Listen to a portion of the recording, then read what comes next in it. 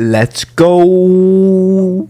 What is up, everybody? Today we're going to be reacting to the dumbest lottery winners of all time. Kind of interested to see what this video has because I'm pretty curious to see like how they're like the dumbest. Like if it's like they spend their money like stupidly on dumb stuff because just pays for like everyone's meal. That's not dumb, but like, sure, I guess. But before we get right into it, make sure you hit the subscribe button. It would really help the channel out. And let's jump right into it. Only throwing a £3 million lottery ticket in the bin to spending an entire $16 million prize in under 90 days. These are the absolute dumbest lottery winners of all time, beginning with Jose Antonio Cuartoc, who almost lost his entire lottery fortune after getting someone else to claim the money. You can't just get somebody else to claim the money. Why would he do that? Just go up with your family. Why would he? What?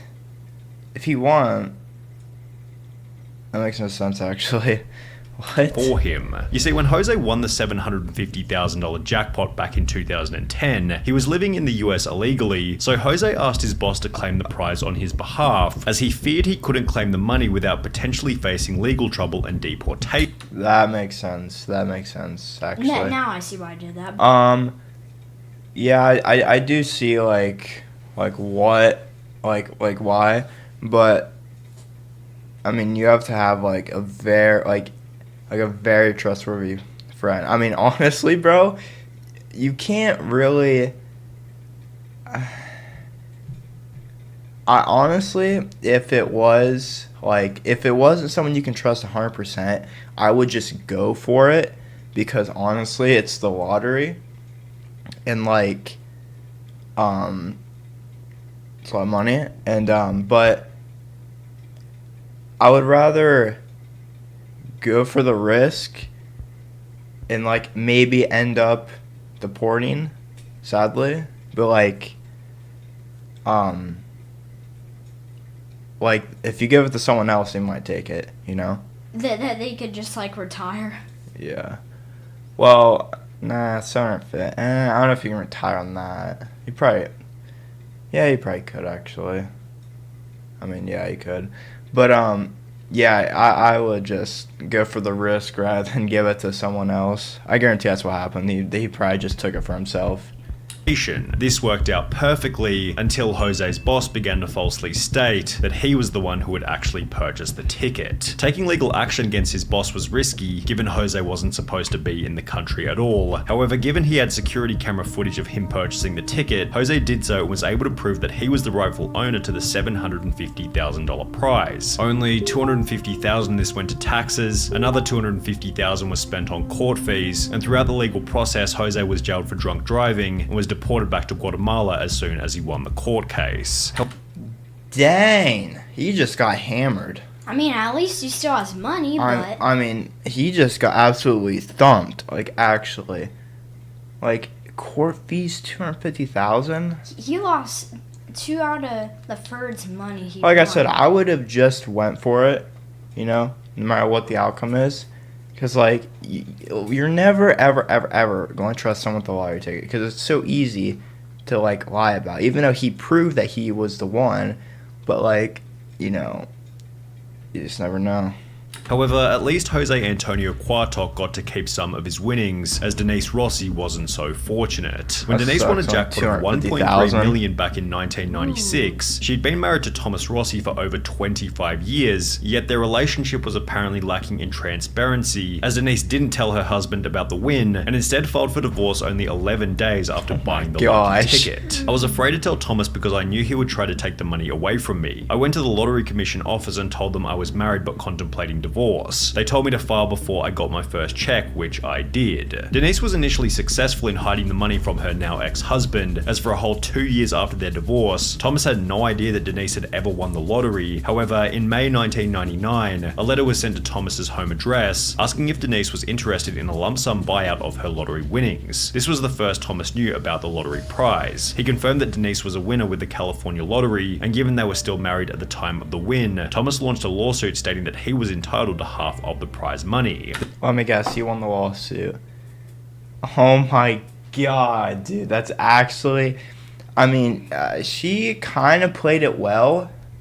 It's just like... Yeah, you can just get taken to court and easily. I mean, yeah, if you found out he would sue it so bad, but like, she did like not a bad job, but like I don't know like what their relationship is if like they don't like each other.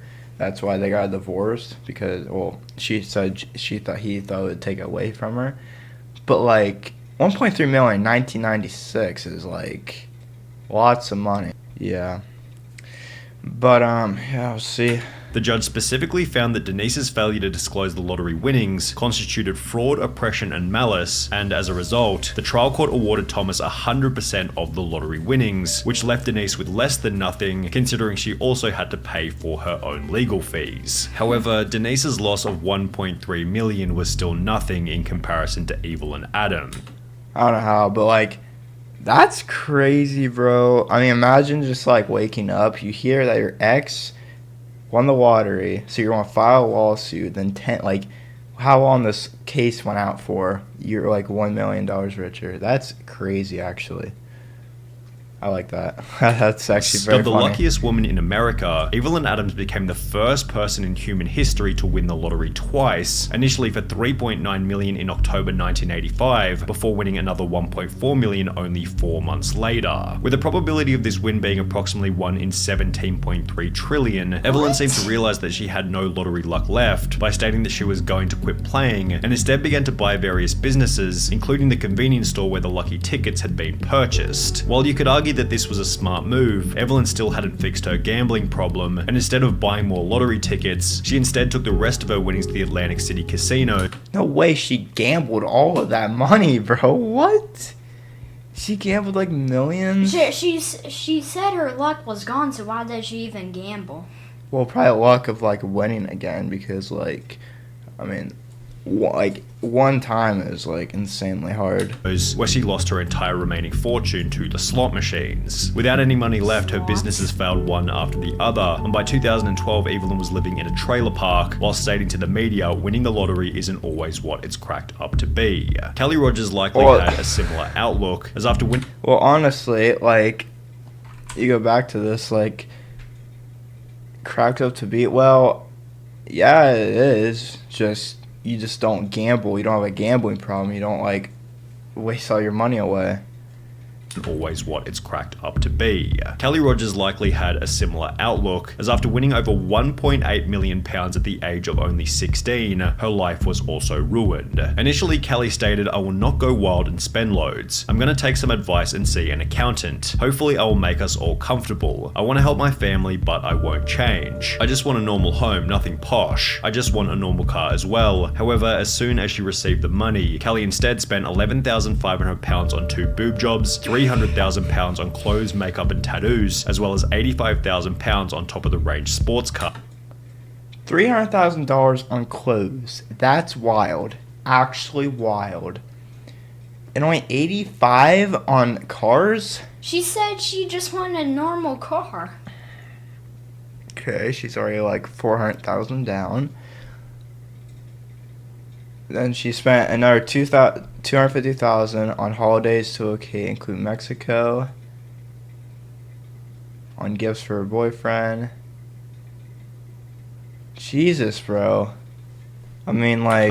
Kelly spent a further £250,000 on holidays to locations including Mexico and Euro Disney, £118,000 on gifts to former boyfriends, £190,000 in unreturned loans to friends and family members, and £50,500 on solicitors' fees. She's down like $1 million. So, 100,000. What do you even...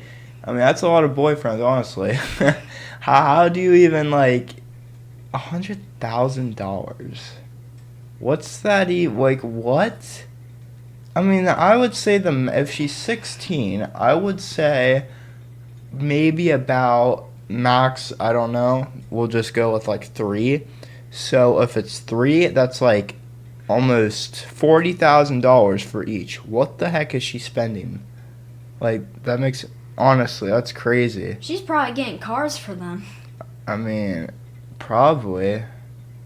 because that's a lot. All of which being purchased money while she was still in high school. Kelly did make a few smart purchases, such as an £180,000 bungalow and a £96,000 home for her mum. However, by the end of the year, Kelly was back to square one, being on welfare with only £2,000 left in her account. She's since stated it was too much money for someone so young. Even if you say your life won't change, it does, and often not for the better. Yeah, I just wish I was a bit older at the time of winning it, because I think at 16 you're still just a child, and overnight you've just got to grow up and become an adult. Which is probably why she's now an advocate for raising the UK's legal gambling age from 16 to 18. Kelly Rogers certainly spent her money poorly. However, at least she had the chance to spend it, as 25-year-old Amanda Clayton from Detroit was no longer alive by the end of her spending spree. When Amanda won the $1 million jackpot back in 2011, it seemed as though her life had been changed overnight. However, her win quickly became controversial after the media learned that she was still collecting food stamps and benefit payments despite having won the lottery. Detroit woman is now the second lotto winner in the state to keep taking food stamps after hitting it big. And Amanda Clayton, who won $1 million and took home a $700,000 lump sum, the 24-year-old says even though she now owns 2 homes, she figured she was still allowed to use a bridge card. After being confronted about the behavior, Amanda had the following to say. I thought that they would cut me off, but since they didn't, I thought maybe it was okay because I'm not working. And shortly thereafter, she was charged with 2 felony counts of welfare fraud and was ordered to pay back the $5,500 worth of food stamps she'd received. While Amanda quickly paid the $5,500 back, she never got the chance to spend the rest of the money, as only 6 months later she would unfortunately overdose in one of her 2 homes. He says she was tormented by the fame and the problems that came with winning the lottery.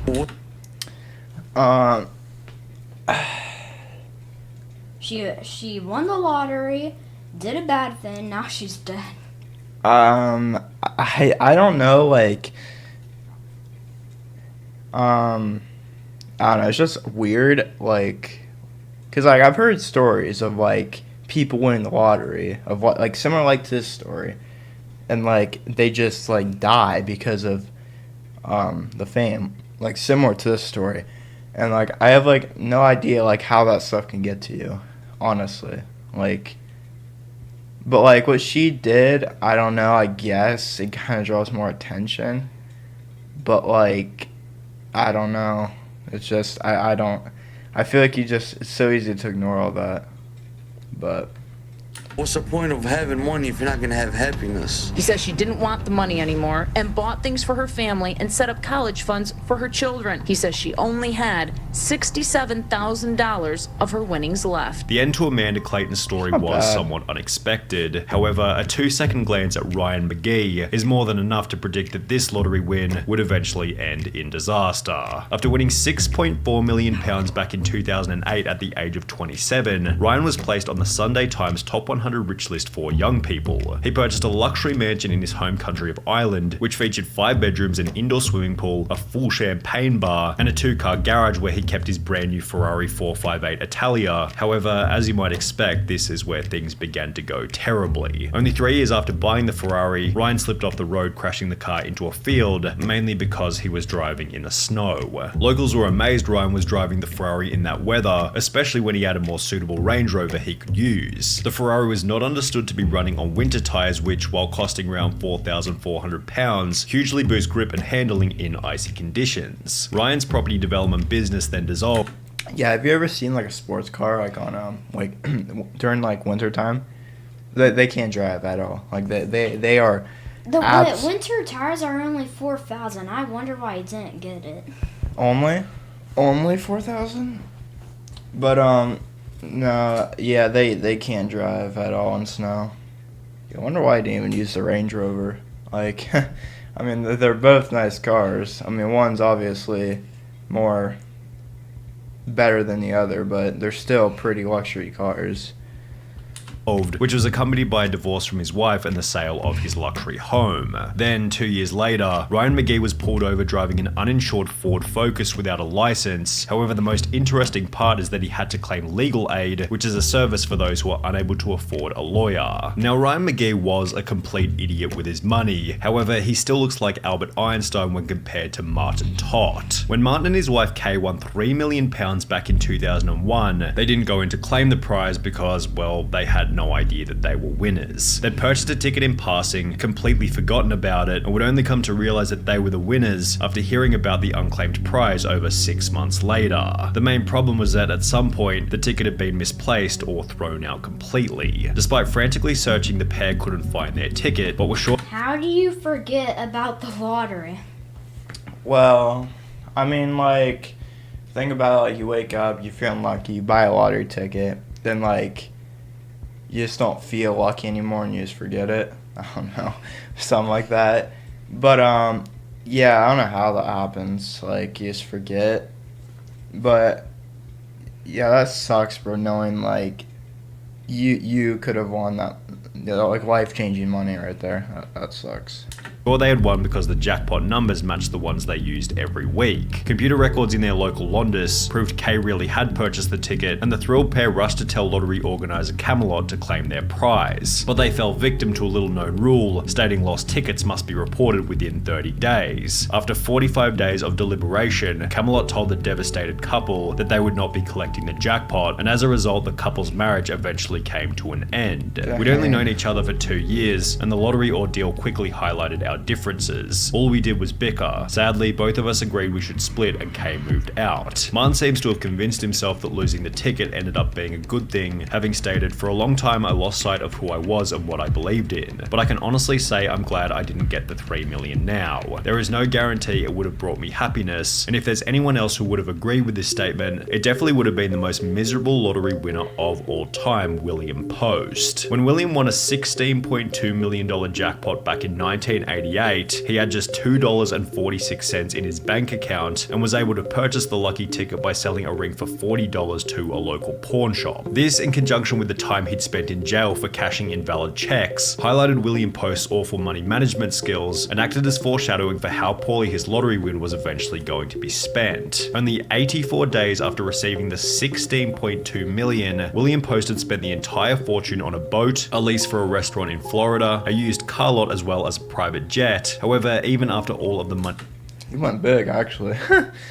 Yeah, on how 80, that's like, what, 3 months? That's, I mean, why did he even get a deal? Why did he even get a car lot? I don't know. Just to look at him. money had been spent, Post took on a further $500,000 loan to purchase a mansion in Oil City, Pennsylvania. The problem was that William hadn't actually purchased the original ticket himself and had rather given the money to his girlfriend who had bought the winning ticket for him. Because of this, she was able to successfully sue him for 1/3 of the winnings, meaning that Post now owed $5.4 million to his ex-girlfriend from the $16.2 million that he no longer had. Since Post was unable to make this payment, the judge ordered that his bank account be frozen until he was able to come up with the money. However, before he was able to sell enough stuff to pay the $5.4 million, William was arrested and ordered to serve a 6 to 24 month prison term for an assault charge from 6 years prior. He just got absolutely screwed. Like, that sucks, bro. Like, yeah, no. you win $60 million, then boom, you're in jail. Like, he's not, no way he would ever come up with the $5.4 million. Like, that's just, I mean, hit the lottery again maybe, but there's no way.